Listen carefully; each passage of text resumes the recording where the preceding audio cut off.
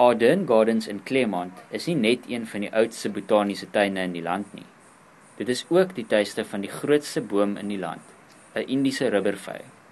Die vyeboom spog met 'n stamomtrek van 11 meter, 'n hoogte van 30 meter en 'n kroonwyte van meer as 44 meter. Die boom deel sy eerste plek met 'n inheemse krummetartboom in Wendaland in Limpopo. Die destydse Departement van Waterwese en Bosbou het die Kampioenboom-projek in 2003 geloods om die grootste, oudste en kultureel mees waardevolle bome in die land te identifiseer.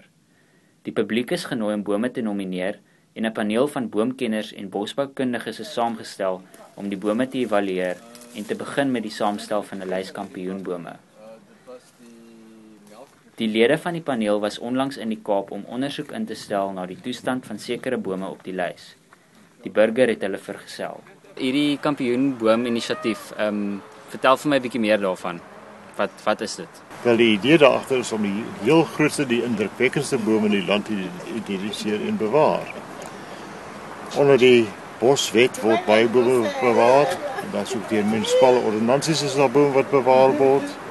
En die oude nasionale monumentenkommissie wetgewing was daar ook, en die SARA-wetgewing wat dit vang, is daar beskerming vir verskillende soorte bome. En die boswet verklaar sekere soorte, maar die meeste van die goed is eintlik vir ons inheemse bome. Maar niemand teken eintlik die heel grootste bome, die mees indrukwekkende nie. Nou, die kampioenbome kyk nie net na die heel grootste, daar's ander vlakke ook, ons kyk na kultuurwaarde en geskiedkundige waarde, maar eintlik gaan dit ook, ons soek die wow factor. Okay.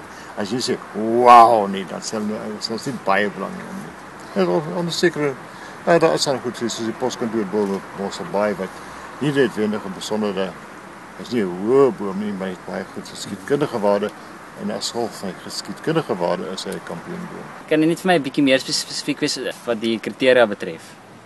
Wel, ons werk op die nommer 1 ding is groot, ons werk met die ding met die grootte indeks, en enigiets met 'n grootte van meer as 250 in die indeks is omtrent altyd kampioenboom. En daar is 'n wiskundige ding, en dit is gebaseer op die hoogte van die boom, die stamomtrek op boshoogte en die kroonwyte. Nou ons pomp daai 3 getalle in 'n formulietjie in en hy gee vir ons 'n grootte indeks. Hoe hoër en hoe dikker hy is, hoe groter sy kans hy kampioenboom sal wees. Maar 'n boom onder 35-40 meter gaan dit nie sommer maak. Hoeveel bome is nou al op hierdie lys? Ons strek seker nou by die 60, dalk 65. Toe die begin is ons vreeslik baie nominasies gekry. Dit raak nou al hoe makliker want die aantal nominasies wat inkom is minder. En so ons het al die room geskep. So ons probleem gaan ons nou gaan meer gaan is hoe bestuur ons die program? Hoe maak ons seker dat hierdie boom wat hier is gaan bly? Hy word beskerm deur die wetgewing, maar ons baie dinge word beskerm deur die wet, maar die mens maak hom nog steeds af. En om het goed te beskerm teen ontwikkelaars is baie groot ding. Het julle min of meer 'n getal in gedagte, 'n finale getal?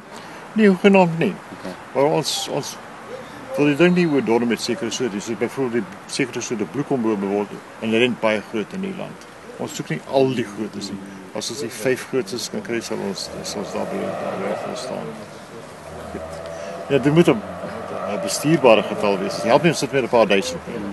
So sê ons sterkte by 60. Ek dink dat wil 150 as seker soveel soos die selfs kan hanteer, maar ek weet nie of ons nog 90 gaan kry as ons nou by 60 trek nie. Benewens Ardern Gardens met sy 6 kampioenbome het die paneel ook Stellenbosch en die Tokai plantasie besoek. Stellenbosch spog met 12 kampioenbome, waaronder verskeie bloekomboomspesies, 'n 45 meter hoë Norfolk eiland den en die dorp se oudste eikeboom, 'n Engelse eik wat van 1812 dateer.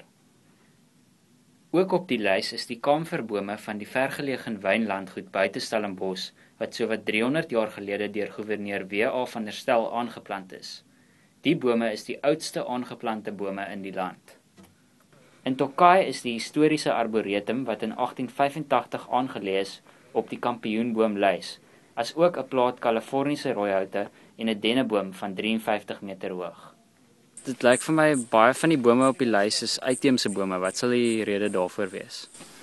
Wel, ek sou sê dat sekere uitheemse boomsoorte soos die bloekoms veral, die Saligna bloekoms en die Rooi rivierbloekoms groei geweldig vinnig in Suid-Afrika, selfs baie vinniger in die lande waar hulle oorspronklik voorkom, soos Australië en Tasmanië. En in gebiede waar ons baie diep gronde, vrugbare gronde het en hoë reënval, dan groei hierdie bome geweldig vinnig en hulle bereik baie hoë hoogtes. Die bestuur van die bome, hoe gaan julle te werk? Ons prioritiseer die bome, ons kyk na die bome wat die grootste potensiële bedreigings het en dan trek ons bestuursplanne vir daardie bome op en dit word gedoen in oorleg met die owerhede wat vir daardie spesifieke gebied verantwoordelik is of met die grondeienaars.